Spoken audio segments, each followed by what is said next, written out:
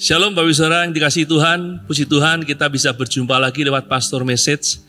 Dan saya berdoa biar firman Tuhan yang kita renungkan bersama-sama hari ini boleh jadi berkat untuk menuntun kita menjalani sepanjang tahun 2024 yang baru kita masuki. Dan untuk itu saya mengajak kita semua untuk merenungkan firman Tuhan dari Mazmur pasal 44 ayat 1 sampai dengan 9. Dan saya mengajak kita untuk membacanya bagian per bagian.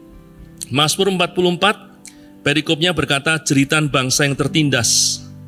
Ayat 1, untuk pemimpin biduan dari Bani Korah, nyanyian pengajaran.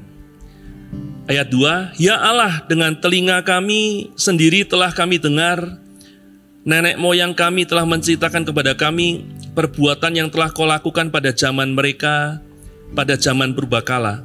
Engkau sendiri dengan tanganmu telah menghalau bangsa-bangsa, tetapi mereka ini kau biarkan bertumbuh. Suku-suku bangsa telah kau celakakan, tetapi mereka ini, nenek moyang bangsa Israel maksudnya, kau biarkan berkembang. Ya, saudara sampai situ dulu. Saudara, nenek moyang bangsa Israel menceritakan kepada anak cucunya turun-temurun.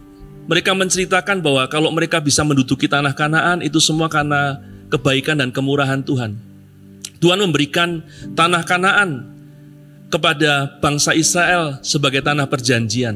Dan untuk itu Tuhan mengusir, menghalau saudara, suku-suku bangsa yang ada di sana. Orang Feris, orang Hewi, orang Girgasi, orang Amori, orang Het. Saudara, mereka dihalau dan tanah itu, tanah Kanaan diberikan kepada bangsa Israel, saudara. Sehingga bangsa Israel bisa bertumbuh, berkembang, beranak cucu, dan mendiami tanah itu hingga hari ini.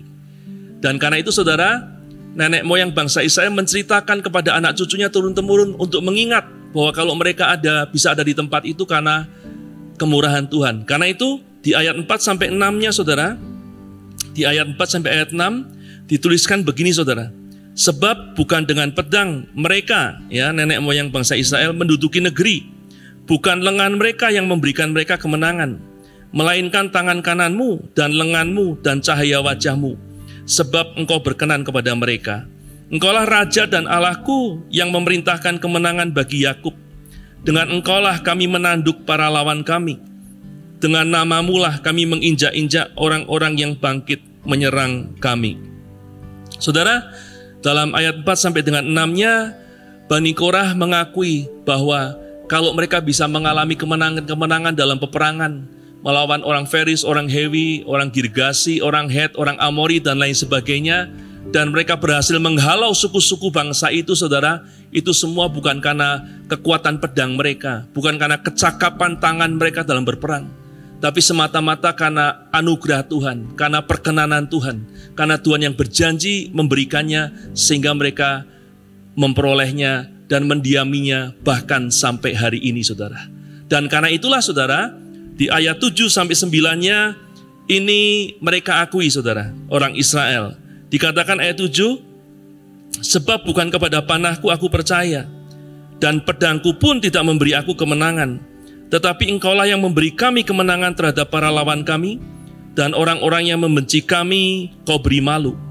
Karena Allah kami nyanyikan puji-pujian sepanjang hari, dan bagi namamu kami mengucapkan syukur selama-lamanya. Karena mereka tahu, bangsa Israel tahu bahwa mereka ada di tanah itu karena semata-mata karena perkenanan dan kebaikan Tuhan. Maka mereka berkata bahwa mereka menaruh kepercayaan mereka bukan pada pedang mereka, bukan pada panah mereka, bukan pada kemampuan mereka, tapi mereka mempercayakan, meletakkan kepercayaan mereka kepada Tuhan Allah Israel yang memberikan tanah itu kepada mereka, saudara.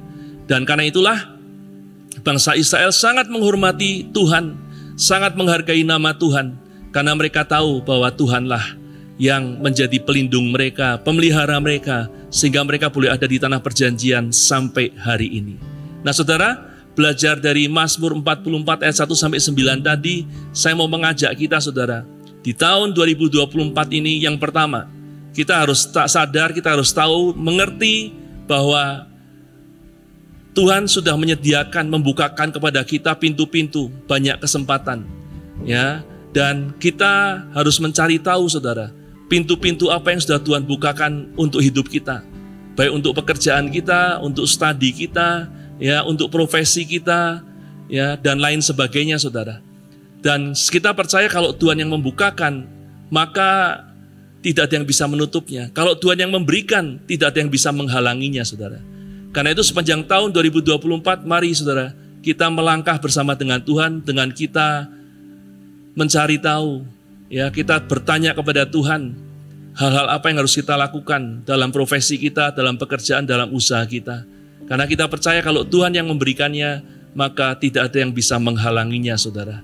Yang kedua, saudara, karena kita tahu bahwa semuanya berasal dari Tuhan, maka kita percaya, saudara, bahwa kalau kita berhasil, kalau kita bisa melakukan ini dan itu, kita bisa memperoleh ini dan itu, mencapai ini dan itu semua bukan karena kemampuan kita semata-mata, tapi semuanya karena perkenanan Tuhan.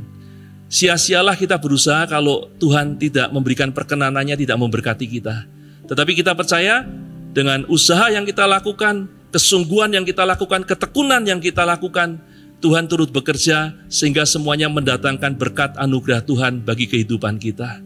Dan karena itu, saudara, yang ketiga, karena kita tahu bahwa kita tidak bisa mengandalkan kemampuan kekuatan kita, tidak bisa mengandalkan siapapun kecuali Tuhan, saya mengajak kita tahun 2024, mari kita bersungguh hati kepada Tuhan.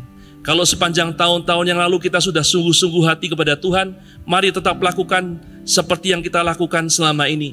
Bahkan saya mengajak kita untuk melakukannya lebih lagi. Kalau selama ini kita jauh dari Tuhan, saya mengajak kita tahun 2024, mari semakin mendekat kepada Tuhan.